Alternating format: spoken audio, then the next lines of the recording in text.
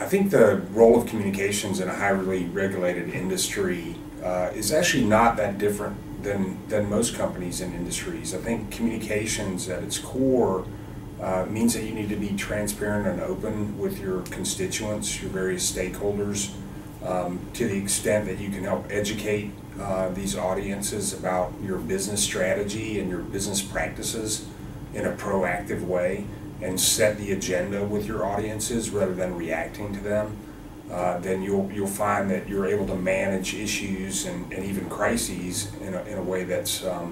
protective and enhancing of the reputation of the company over time. Having worked in a number of different industries in the communications and government affairs field, I actually think that the basic practice of the art and science is the same, despite the industry. The international aspect of my career, I think, has been important in helping me understand how, in different cultural settings, business transacts in different ways, and you have to be sensitive to, kind of local practices and local culture and the way that people communicate with each other individually. So, moving countries, I think, is a lot harder than moving companies, but both are equally manageable if you're sensitive and you listen to what people are saying. And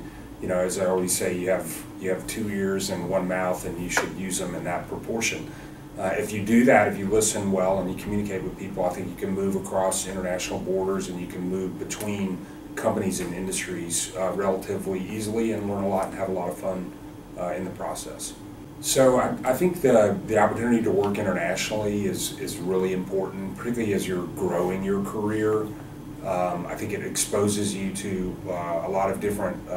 ways of working and a lot of different issues that you might not find in working in a single market for a single industry. I think one of the most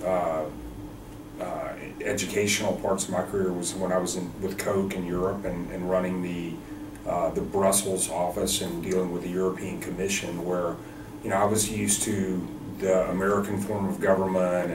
and the way Congress works, and what I found there was actually quite different. It was really a consensus-based political model where the nations had to agree basically what the outcome was going to be, and then they would work back to the solution to get to that outcome, which is